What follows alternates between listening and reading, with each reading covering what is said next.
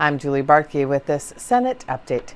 It's been nearly 30 years since the state of Minnesota has increased MFIP payments to the state's poorest families. MFIP stands for Minnesota Family Investment Program. A bill heard Tuesday morning in the Senate Health and Human Services Committee would add $100 a month to that plan. Here's a portion of the testimony from the committee. As we've heard over the years from our friends from the Welfare Rights Coalition, from families, from advocates, the cash assistance grant for the MFIP program has not increased since 1986. To put that in some perspective, I think, Mr. Chair, we saw a handout and we've seen some of us and what we looked like in 1986, as well as I was 2 years out of high school and was just enlisting in the Air Force as a medical technician. I think we can all agree a lot has changed since then. And while the cash grants have not increased, the cost of living has certainly have. Today's bill increases the cash grant to families enrolled in MFIP by $100. We collected hundreds of stories from MFIP participants around the state about what would $100 mean to your family. And some of those things are car insurance, gasoline for young parents trying to get to work. It's school uniforms for their children. It's baby Tylenol, simple over-the-counter medications that are not covered by health insurance. It's rent, it's utilities, it's past due bills. It's nothing earth-shattering, and it's not going to solve, all of a sudden, magically solve all of a family's expenses, but it meets critical needs, and $100 would be just a fantastic start on working to address the erosion of this grant. I'm here today because I believe that Minnesota can do better for the 70,000 children enrolled in MFIP, the families that I work with every day. In my current experience, MFIP grants are not high enough to meet basic needs. Families are trapped in constant chronic stress. Families are merely trying to survive. The families I've worked with want to be able to support themselves independently. However, some parents face different challenges on their path to success. Some common barriers include limited job training and education opportunities, physical and mental health concerns, family violence, and other trauma. However, I'm not here to talk about the brokenness of poor families. MFIP parents are just like any other parents. They want the same things for their children to be happy and healthy, to do well in school, and to be prepared for life. I recently asked the parents who I work with, how would $100 help your family? The responses that I received were simple, but they speak volumes.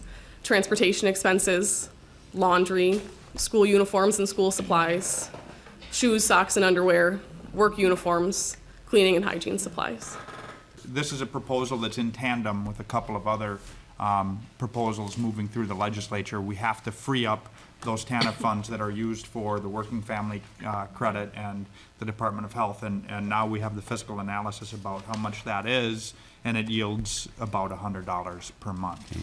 And thank you for that explanation, Mr. Chair. But I know this is one of the challenges this committee faces, but sometimes I think we need to, if we're going to do something, we should do it right. I'm not convinced that $100 a month is going to truly be a huge help, as much as if we could double that. And again, I know that's a challenge we face, but one of the things, and I know, Mr. Chair, you look at this, but let's do some of the things right the first time so that people don't have to keep coming back and coming back, instead of trying to do many things a little bit. Are the things that TANF dollars are currently used for, are they limited to just the TANF eligible population, or do we creep outside that population and end up subsidizing other programs with TANF dollars and not meeting those needs of the TANF eligible family first? To anyone at your direction, Mr. Chair. Ms. Webster? Mr. Chair, members, excuse me, those dollars have to be used on families below 200% of poverty. TANF dollars have to be used. One of the concerns of advocates is that the Minnesota Family Investment Program is significantly lower than 200% of poverty. So it's not that those dollars are going to wealthy individuals by any means, but it's not exclusive to the Minnesota Family Investment Program parents. And we see the TANF funds as really the only resource we have for what is the largest workforce development program for young parents in the state. And so that's why those TANF dollars are so important to these MFIP participants. What we're talking about is that we are providing public assistance, but not helping people have enough resources to meet their basic needs. Last week here in the metro area, the Metro HRA opened up their Section 8 program. 36,000 people applied for subsidized housing. That was 13,000 families. And so we have a choice to make. We can increase the grant high enough, and we would suggest it's doubling the grant, so that we're not paying $4,000 to $5,000 a month for a family to be in an emergency shelter if they can't afford their housing, or $1,500 to $2,000 a month in supportive housing services and housing costs, plus moving costs, utility reconnects, and children changing schools.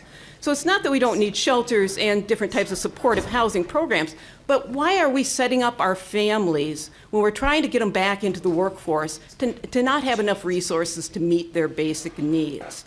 So we can avoid this emergency crisis, and we can use some of our TANF dollars that we're currently using under the TANF Emergency Assistance Program to help provide a part of that subsidy.